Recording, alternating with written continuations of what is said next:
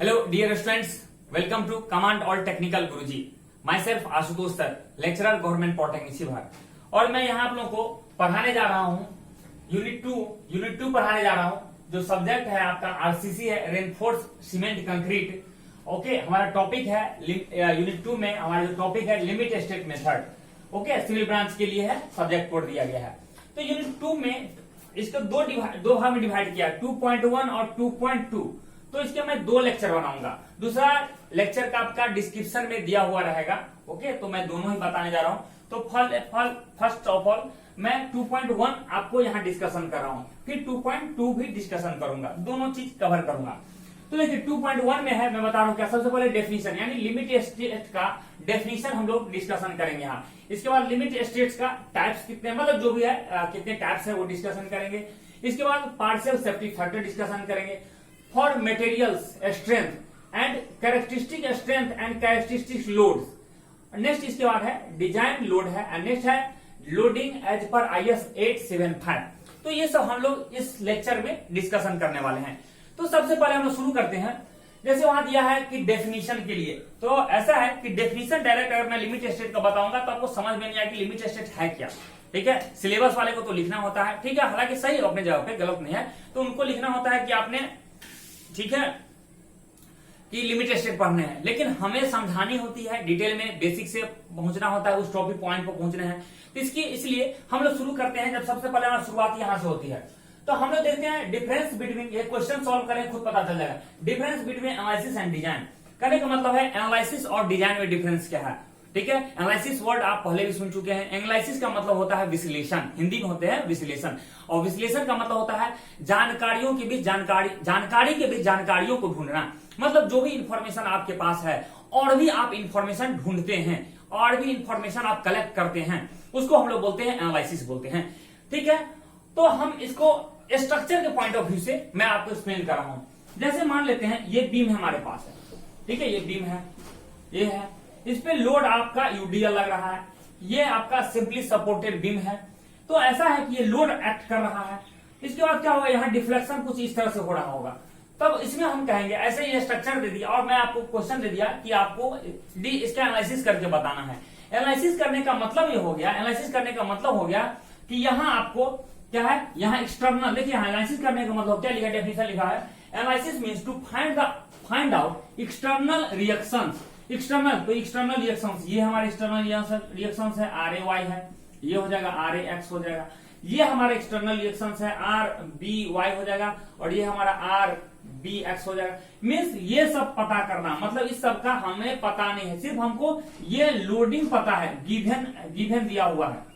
ठीक है, ये गिवन दिया हुआ है, तो ये सिर्फ पता रहेगा, और इसका लेंथ पता है हमें, बस 2 इंफॉर्मेशन पता है। क्लियर है, ये इंफॉर्मेशन क्या पता है, इसका लोडिंग पता है और इसका लेंथ पता है, ये दोनों चीज पता है। इसके आधार पे हमको इसका रिएक्शंस निकालना है, ये रिएक्शंस, ये रिएक्शंस, ये रिएक्शन, ये रिएक्शन निकालना है। और भी चीज अगर आप निकाल सकते हैं तो इसको बोलते हैं एनालिसिस करना। ठीक है, एनालिसिस मतलब एनालिसिस बोल दिया, इसका मतलब आपसे ये पूछा जाए रिएक्शन सब फाइंड आउट कीजिए। लेकिन इतना ही नहीं, इसके बाद और भी as well as internal stresses और स्ट्रेंथ, मतलब इसमें कितने स्ट्रेस डेवलप हो रहे हैं। मतलब आप कभी किसी स्ट्रक्चर पे जब लोड अप्लाई करते हैं तो ऑब्वियसली इंटरनल स्ट्रेसेस डेवलप हो जाते हैं, रेसिस्टिंग फोर्स डेवलप होते हैं, और resisting force per unit area आपका स्ट्रेस कहलाता है। तो इसमें जो स्ट्रेसेस डेवलप हो रहे हैं उसको भी फाइंड आउट करना, उसको भी पता लगाना, वो भी आपको पता करना है। मतलब सिर्फ एक्सटर्नल से काम नहीं चलेगा, वो हम तो पहले बोले बाबू, एनालिसिस का मतलब होता है जानकारी के बीच जानकारियों को ढूंढना। तो इतने जानकारी से सेटिस्फेक्शन नहीं हो जाएगा, हमको इतनी जानकारी से काम नहीं चलेगा। तो क्या होगा कि इसके ये जितने जानकारी लिए हैं, ये तो बाहर वाला जानकारी हो, अंदर वाला भी जानकारी हम लेंगे। तो अंदर में क्या क्या जानकारी हो सकता है, मतलब इंटरनल स्ट्रेसेस क्या हो सकता है, तो उसको फाइंड आउट करना। नंबर 1 हो गया, नंबर 2 हो गया। नेक्स्ट स्ट्रेन भी फाइंड आउट करना, मीन्स इसमें कितना स्ट्रेन डेवलप हो रहा है। अब जिस टाइप का स्ट्रेन हो, मैं टाइप्स ऑफ स्ट्रेन नहीं बोल रहा हूँ, यहाँ टाइप्स ऑफ स्ट्रेस नहीं बोल रहे हैं, क्योंकि यहाँ स्ट्रेसेस डेवलप होगा, एक्सियल स्ट्रेसेस होगा, शियर स्ट्रेस होगा, बेंडिंग स्ट्रेस होगा, टॉर्सनल स्ट्रेस हो। तो मैं यहाँ जिक्र नहीं कर रहा हूँ कौन सा स्ट्रेसेस फाइंड आउट करना है, जो भी स्ट्रेस डेवलप हो रहा है आपको फाइंड आउट करना है। फिर जो भी कॉरस्पॉन्डिंग स्ट्रेस होगा, जो भी स्ट्रेस डेवलप, उससे कॉरस्पॉन्डिंग आपका स्ट्रेन भी डेवलप होता है, तो वो भी आपको फाइंड आउट करना है। तो मतलब ऑल स्ट्रेसेस, ऑल स्ट्रेंथ, ठीक है। एंड इतने ही से हमारा पेट नहीं भरा, अभी और चाहिए हमको deflections and slope. Deflection means यहाँ डिफ्लेक्शन कितना हो, यानी डेल्टा यहाँ कितना हो रहा है, यहाँ डिफ्लेक्शन कितना हो रहा है, यहाँ डिफ्लेक्शन कितना, मतलब जहां भी आपसे पूछा जाएगा, एग्जाम में पूछा जाएगा, क्वेश्चन पूछा जाएगा, ये इसको बोलते हैं डिफ्लेक्शन, इसको बोलते हैं डिफ्लेक्शन। डिफ्लेक्शन मीन्स जो ओरिजिनल पोजीशन से कितना डिफ्लेक्ट कर गया, कितना वो अपने पाथ से, अपना ओरिजिनल रास्ता से कितना डिफ्लेक्ट हो गया, इसको क्या बोलते हैं, डिफ्लेक्शन बोलते हैं। इसके बाद स्लोप, 5 पॉइंट निकाल। स्लोप का मतलब हुआ कि कितना एंगल बना रहा है, ठीक है, कितना एंगल बना रहा है, तो यानी ये कितना एंगल यहाँ बना रहा होगा, ये कितना एंगल यहाँ से बना रहा होगा, यहाँ कितना एंगल, यहाँ कितना, मतलब डिफरेंट पॉइंट्स पे हमें एंगल निकालना है, फाइंड आउट करना है। क्लियर है? तो ये सब इतने चीज को, यानी 5 चीज हमें पता होना चाहिए। अगर एनालिसिस का मतलब हो गया, क्या क्या है एनालिसिस का मतलब होता है कि इंटरनल फोर्सेस हुआ, इंटरनल रिएक्शंस हो गए, सॉरी एक्सटर्नल रिएक्शंस हो गए। सेकंड क्या होगा, इंटरनल स्ट्रेसेस हो गए नंबर 2 में। थर्ड में क्या होगा, इंटरनल आपका स्ट्रेंथ हो जाएगा, ये होगा। चौथा में क्या होगा, डिफ्लेक्शन हो जाएगा, और 5वां में स्लोप हो जाएंगे। तो इतने चीज आपको, इतने चीज सब निकालने को बोलते हैं एनालिसिस बोलते हैं। नेक्स्ट हम लोग बात करते हैं, अब चलते हैं come to the point on design. What is design? Design क्या होता है, it means to find out the following. Design means होता है, ठीक है, कि डिजाइन का मतलब होता है कि आप क्या होता है इसका मतलब, कि डिजाइनिंग का मतलब होता है कि आपका डायमेंशन फाइंड आउट क्या कर रहे हैं। क्लियर है?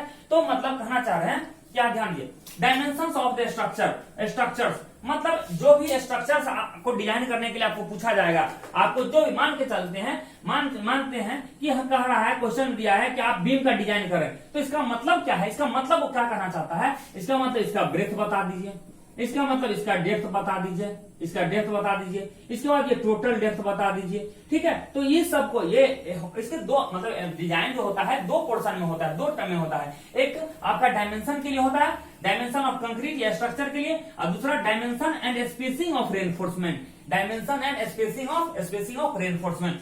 क्योंकि जो भी आप डिजाइन करेंगे तो इसमें क्या होगा, आप रेनफोर्समेंट प्रोवाइड करेंगे। तो ये रेनफोर्समेंट का डायमेंशन मतलब ये डाया को इंडिकेट कर देते हैं फाई से। तो कितने mm का डाया चाहिए और कितने स्पेसिंग पे देना है, कितने स्पेसिंग पे देना है, कितने स्पेसिंग पे देना है, ये सभी हमको फाइंड आउट करते हैं। तो इसी को हम लोग बोलते हैं डिजाइन बोलते हैं। फिर रिपीट कर दे रहा हूं, मीन्स आपका जैसे एग्जाम्पल लेते हैं, एग्जाम्पल दूसरा लेते हैं। जैसे हमने कहा कि हमको ये बताइए कि आप स्लैब का डिजाइन करिए, तो स्लैब का डिजाइन का मतलब क्या हो गया, जैसे स्लैब का बोलते हैं डिजाइन करने का मतलब, तो इसका मतलब आप स्लैब का ये आप ब्रेथ बताइए, ठीक है, या लेंथ होगा, लेंथ बताइए, ये आप बता दीजिए। लेंथ तो चलिए इधर लंबा रहेगा, लेंथ इधर ले लीजिए, ठीक है, ये बता दीजिए, आप ब्रेथ बता दीजिए, ये डी बता दीजिए, ये टोटल डी बता दीजिए। इसके बाद इसमें जो रेनफोर्समेंट होगा उसका डाया कितना होगा, डाया सब होगा।